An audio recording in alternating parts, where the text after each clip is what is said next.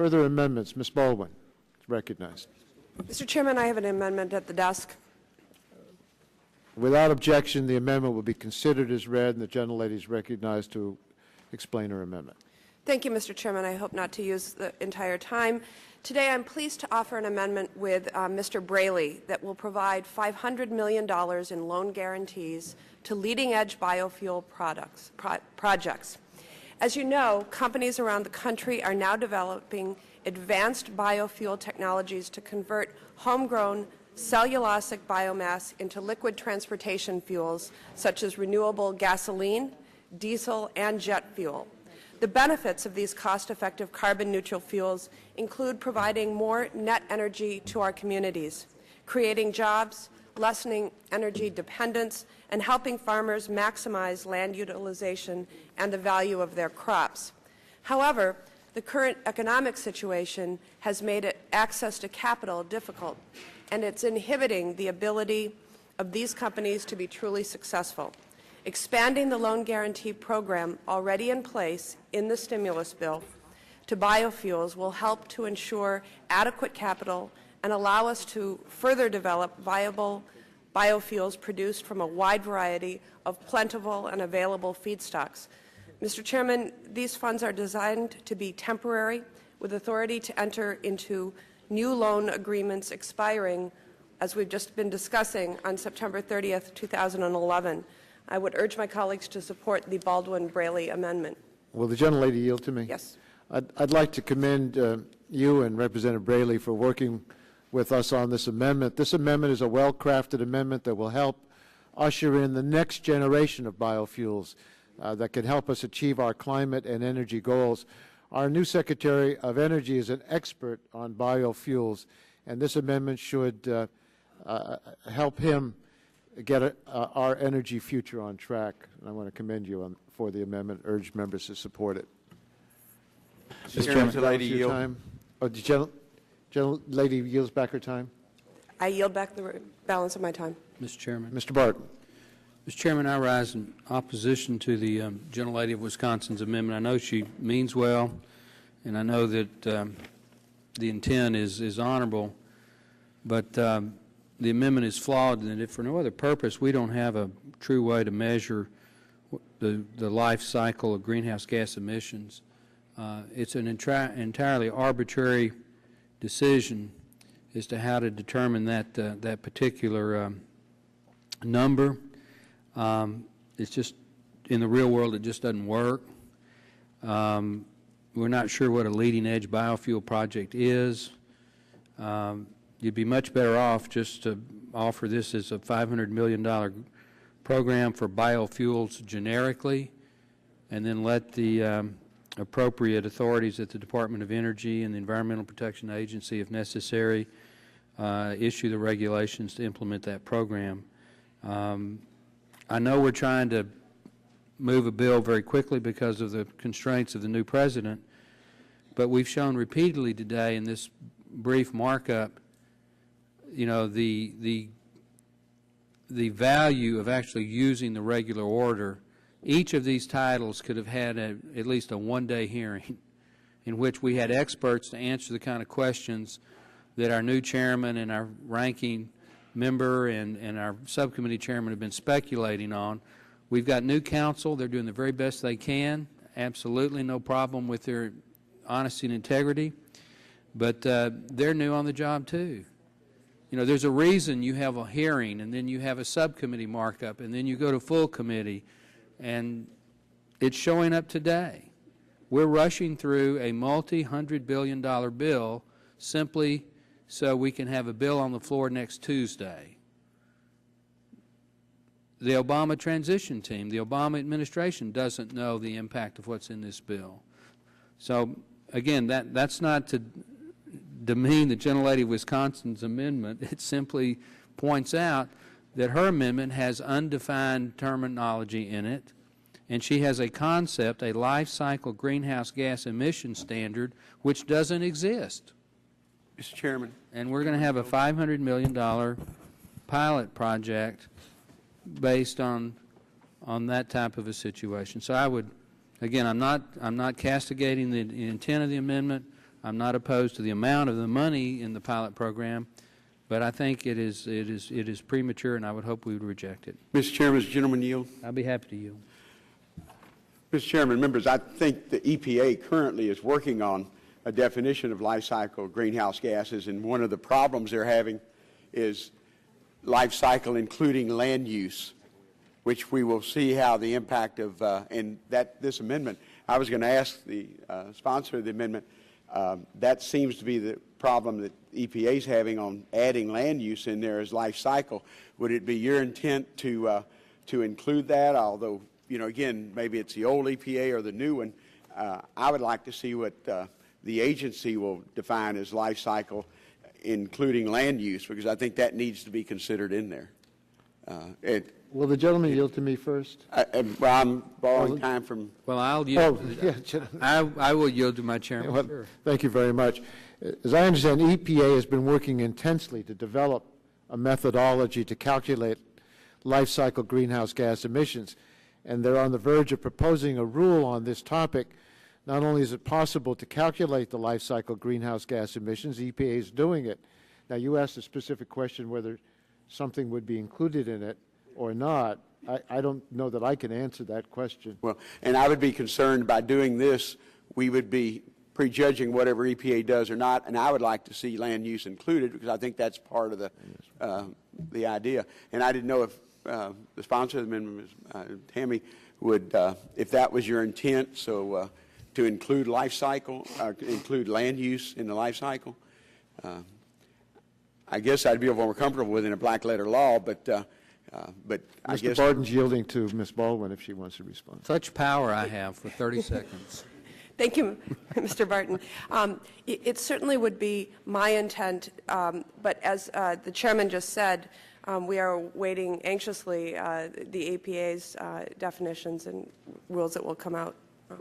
I yield back, simply reinstate I oppose the amendment.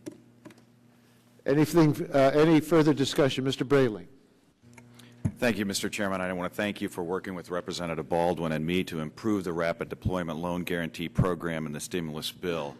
Our amendment in this program will ensure that leading-edge biofuel technologies are eligible under the Loan Guarantee Program. To become eligible, a biofuel project must prove its potential to become a commercial technology and show that it's cleaner than gasoline or other current transportation fuels.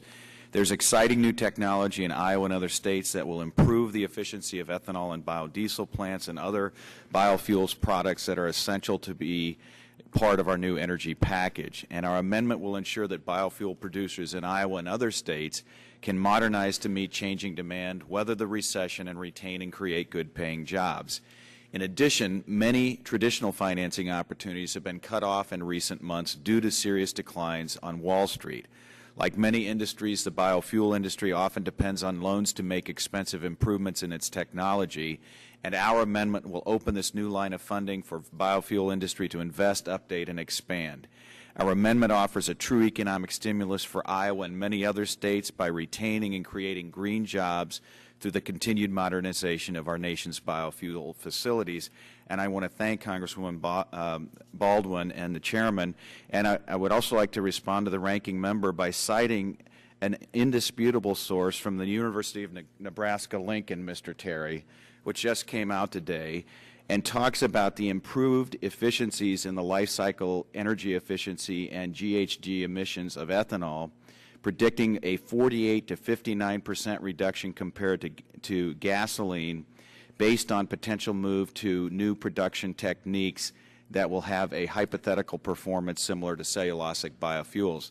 So I think that there is a lot of new research available talking about the types of improvements that will come in the industry through the incentives that are going to be provided in this amendment, and I would encourage the members to support it. Chairman yield? Yes. Yes, thank you. I just want to point out to my friends from Texas who are interested in this, there are new technology for algae-based gasoline. There's a company called Sapphire Energy in San Diego. I visited them recently. Incredible company, have developed a robust algae that can take salt water, put it in ponds with sunshine that do not need a roof, and produce gasoline that is ATSM chemically indistinguishable from the gasoline we put in our tank today. The reason I mention that is that the Gulf Coast of Texas is an ideal place for creating a whole new industrial base for the production of gasoline using salt water from the Gulf and sunshine that falls on that great state of Texas. And I hope all of us start to think of our sort of geographic industries taking into consideration the districts we are going to have this in, which is virtually any place where there's salt water and sunshine in this country. So I hope that our friends from Texas and the Gulf State and other places where the sun and the salt water can work together to make gasoline will get behind this effort to do this research, because it is becoming on the cusp of commercial viability. Thank you. Mr. Chairman, whoever has time, I'd like to ask her. I'd like to. I've lost track of who has the time. I yield it to Mr. Inslee, and I would at this time Yes, yield Mr. to the Braley. ranking member. Thank you. Would you, You Mr. yield Braley, yield to? To Mr. Green? Yes. Okay. I appreciate what my colleague from Washington said. I've seen that what's worked with algae, and I agree with you. In fact, I have the largest biofuel refinery in the country that's non-edible feedstock. And but my concern, again, I don't want to prejudge what the EPA may be doing.